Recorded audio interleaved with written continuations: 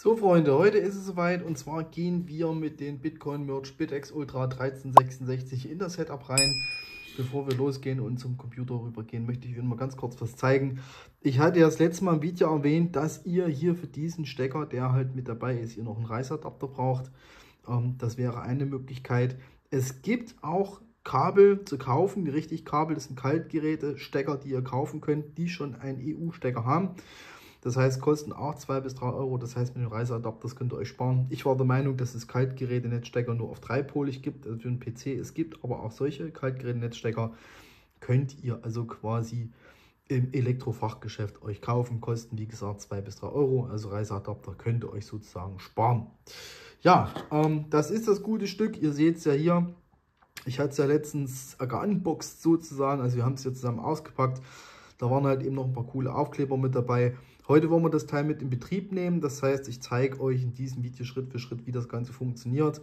Und den ersten Schritt machen wir jetzt hier gleich. Das heißt, wir stecken das Gerät an. Ihr seht, hier ist das Netzteil. Ihr habt hier den Stecker sozusagen. Ihr steckt das rein. Das dauert einen kleinen Moment. Ihr seht quasi, der Lüfter fängt an zu laufen. Und wichtig ist, ihr seht es hier, ich will mal gucken, ob ich das richtig zeigen kann. Ihr seht hier, es wird jetzt quasi eine SSID angezeigt. Das heißt, dieser kleine Miner hat jetzt quasi den WLAN aufgemacht.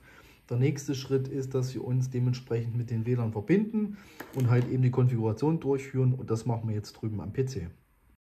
So, da würde ich sagen, wir schauen uns jetzt mal die Installation bzw. das Setup an. Also den ersten Schritt, den ihr tun müsst, ist quasi euch mit den WLAN verbinden. Das heißt, ihr seht hier, das Ganze also wird als BitX angezeigt. Ihr seht jetzt zum Beispiel bei mir BitX 22FD. Das heißt, ich habe mich mit diesem WLAN verbunden, sozusagen mit meinem PC bzw. mit meinem Chromebook. Das Ganze geht natürlich auch bei euch zu Hause mit dem Smartphone oder mit dem Tablet. Ist dann wahrscheinlich auch ein bisschen einfacher, nur damit ich es euch halt eben hier mal zeigen kann. Deswegen ist halt eben da. Ihr seht, ab und zu ist es mal da, ab und zu ist es mal nicht da. Das ist normal, wenn ihr den Miner zum ersten Mal anmacht sozusagen. Ja, das heißt, immer darauf achten, dass ihr auch dementsprechend connected seid. Ja, als nächstes öffnet ihr den Browser. Das bedeutet, ihr öffnet Chrome. Bei mir hat es schon automatisch mit der IP-Adresse geöffnet. Das heißt, ihr gebt in eurer Adresszeile ein oben 192.168.4.1 oder die 192.168.4.2. Ja, ihr seht quasi auch in den WLAN-Einstellungen von eurem Gerät, über welches Gateway das sozusagen funktioniert. Das kann ich euch auch gleich nochmal zeigen hier, wenn ihr quasi drauf geht. Nur für euch als Information. Und hier dementsprechend auf Netzwerk runterscrollt, seht ihr sozusagen die IP-Adresse, also was quasi das Gerät lokal bei euch bekommen hat. Und das Gateway, das ist die 4.1, wo wir gerade drauf sind, sozusagen die Oberfläche. Ja, danach, ihr seht hier seht ihr erstmal nicht viel. Das ist quasi das Betriebssystem von der ganzen Geschichte sozusagen. Und es ist ja noch keine Aktivität, weil ihr halt eben auch noch nicht verbunden seid. Das heißt mit WLAN. Das heißt, jetzt müsst ihr euren BitX sozusagen ins Heim-WLAN bringen. Und das geht folgendermaßen. Und zwar geht ihr hier auf die Settings drauf. Da steht jetzt hier Working, das dauert manchmal ein bisschen. Das kann auch sein, also mir ist das mal aufgefallen, dass ihr auch dann mal auf Aktualisieren gehen müsst. Und ihr seht hier Verbindung weg, weil jetzt haben wir wieder den Fall, dass das Netzwerk wieder verschwunden ist sozusagen. Das heißt, ihr müsst euch nochmal reconnecten. Also das passiert ab und zu mal. Seht ihr hier. Und dann funktioniert das Ganze auch wieder. Seht ihr, nach dem Reconnect ist es wieder da. Das heißt, keine Sorge, wenn ihr da irgendwelche Probleme habt. Das ist ganz normal. Also bei mir passiert das ständig sozusagen. Ja, der Hostname ist dabei egal, sage ich jetzt mal. Den könnt ihr euch frei aussuchen. Wichtig ist eure Wi-Fi SSID. Das bedeutet, das ist euer WLAN-Name zu Hause. Bei mir heißt das Ganze Internet-TV-Handy. Ja, und dann gebt ihr euer Wi-Fi-Passwort ein. Das ist quasi euer WLAN-Schlüssel.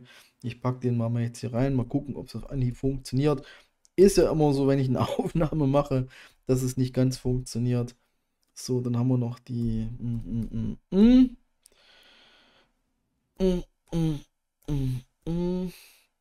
und längeres Passwort, mehr Sicherheit, mehr brauche ich dazu nicht zu sagen. Genau, hier bei der Stratum-URL gebt ihr quasi die Pool-URL ein, die ihr dementsprechend braucht. Das Thema mit den Pool-URLs gucken wir uns auch gleich nochmal an, beziehungsweise es gibt ja unterschiedliche Pools. Ja, ich lasse jetzt einfach mal Public Pool drinne. Hier unten drunter seht ihr das Port. Das heißt, auf welchen Port ihr dementsprechend meint. Das ist die Standardeinstellung. Das bedeutet, wenn ihr jetzt quasi eure Bitcoin-Adresse eingeben müsst, also hier unter Stratum User, das quasi bis hierher ist eure Bitcoin-Mining-Adresse. Das heißt, die Bitcoin-Mining-Adresse könnt ihr euch erstellen. Entweder über eine Bitcoin-Wallet oder je nachdem Ledger, je nachdem, was ihr halt eben benutzt. Ja, und hier seht ihr auch nochmal das Stratum-Passwort dazu. Das bedeutet, falls in diesem Pool, wo ihr meint, ein Passwort hinterlegt ist, müsst ihr das hier hinterlegen. Im Normalfall ist das so, dass das Passwort entweder blank ist, also nichts drin ist, oder ein kleines X. Ja, aber wie gesagt, kommt auf den Pool drauf an. Wenn ihr zum Beispiel im F2-Pool unterwegs seid, dann habt ihr ein richtiges Kennwort, was das angeht. Ja, ihr habt jetzt quasi alle wichtigen Einstellungen erstmal gemacht und jetzt gucken wir mal, ob das Ganze funktioniert. Das heißt, wir gehen jetzt auf Save.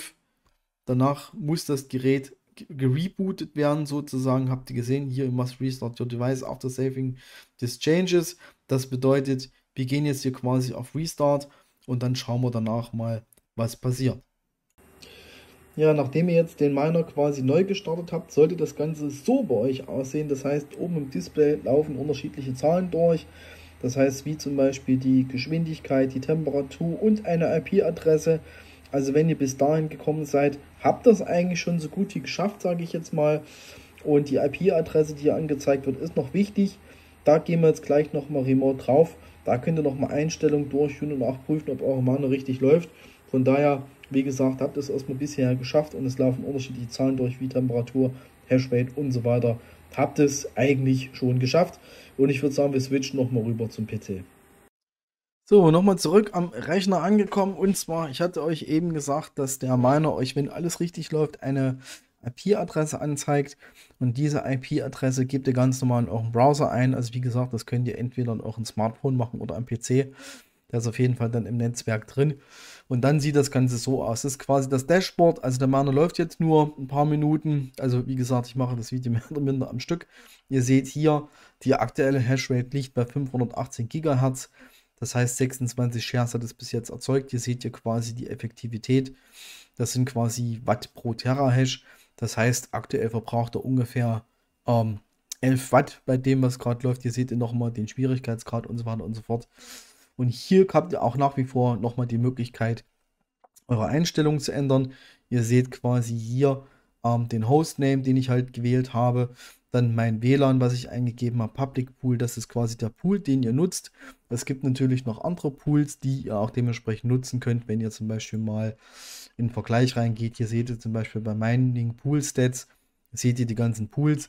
Wir sind damit der Solo unterwegs, das heißt, ihr müsst gucken, ob der Pool auch Solo unterstützt, seht ihr hier an diesen Zeichen.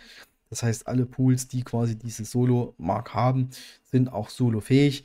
Hier zum Beispiel CK-Pool, das ist der Pool, wo halt auch mal dementsprechend der Block gefunden wurde mit einem BitX Ultra beziehungsweise mit einer größeren Version von BitX Ultra. Derjenige hat halt eben 200.000 Dollar umgerechnet auf seine Wallet bekommen, also 3,125 Bitcoin. Das war der CK-Pool, wo halt eben das erzeugt wurde. Ja, ihr habt wie gesagt die Möglichkeit danach alles zu ändern. Hier seht ihr nochmal die Adresse. Ich habe meinen Worker hinten dran gemacht, damit ich euch das gleich nochmal besser zeigen kann. Das heißt, das hier ist eure Bitcoin-Adresse. Die müsst ihr euch natürlich ziehen in eurer Wallet bzw. eure Exchange. Da gehen auch Exchanges wie zum Beispiel Binance plus den Worker hinten dran. Das ist quasi der Name. Also der Name wird euch mit angezeigt. Und die Frequenz und Core Voltage. Ich lasse es erstmal auf Standard. Hier kann man noch ein bisschen an der Geschwindigkeit drehen sozusagen. Aber ansonsten, ja, läuft das eigentlich soweit. Also ihr habt ja noch die Möglichkeit, hier noch das Ganze zu updaten sozusagen. Kommen wir vielleicht noch dazu, falls Interesse besteht.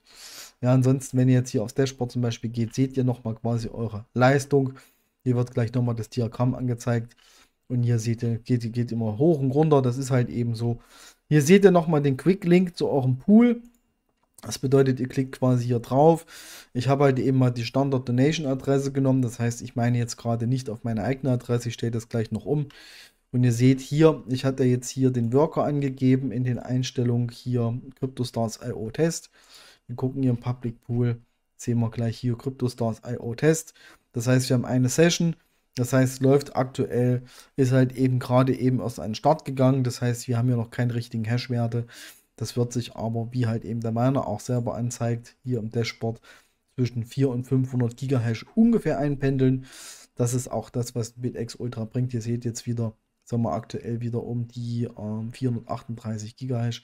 Das geht natürlich wieder hoch, also schätzungsweise 500 bis 510 Gigahash macht der Miner letztendlich auch.